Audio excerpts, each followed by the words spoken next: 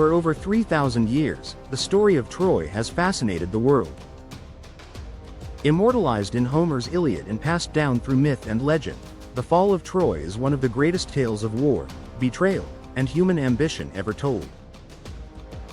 But how was Troy really taken? What happened during those final days, and who were the key figures that shaped its fate? The story begins with a spark, a single act that ignited a decade-long conflict. Paris, a prince of Troy, traveled to Sparta and fell in love with Helen, the wife of King Menelaus.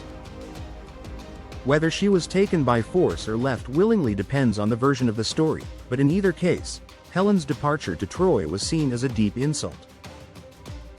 Menelaus called upon his brother, Agamemnon, king of Mycenae, and together they raised a coalition of Greek kings and warriors to bring Helen back. For 10 years, the Greeks laid siege to Troy.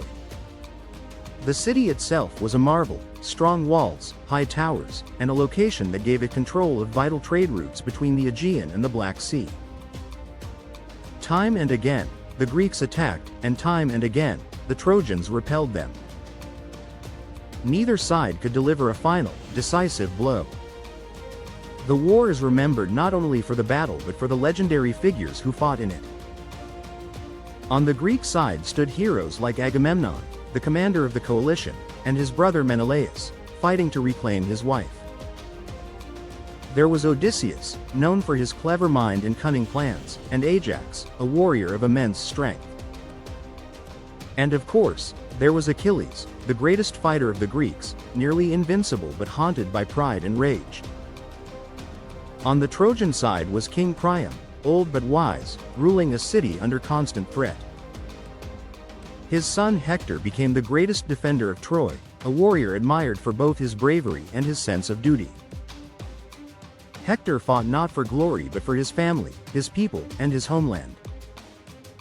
Paris, whose actions had started the war, was less respected, but his skill with the bow would prove deadly. And then there was Aeneas, a noble Trojan who, according to later Roman legend, would survive the war and go on to lay the foundations for Rome itself. The war dragged on until tragedy struck.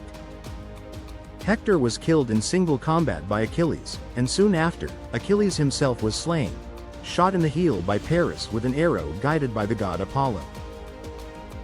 Without their greatest heroes, both sides searched for a way to end the conflict. The Greeks found their answer not in battle, but in cunning. Odysseus devised a plan so bold and so deceptive that it would change the course of the war, the Trojan Horse. The Greeks pretended to abandon the siege, sailing away and leaving behind a massive wooden horse as an offering to the gods. Inside the hollow belly of this horse, however, were hidden Greek soldiers. The Trojans debated what to do. Some, like the priest Laocoon, warned that it was a trap, crying out, "Beware of Greeks bearing gifts." But others argued it was a sacred offering and a sign of victory. In the end, the Trojans dragged the horse into their city.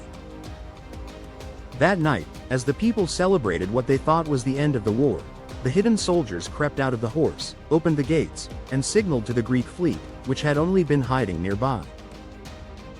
Under cover of darkness, the Greeks poured into the city. Troy was set ablaze, its walls breached, its people slaughtered or enslaved.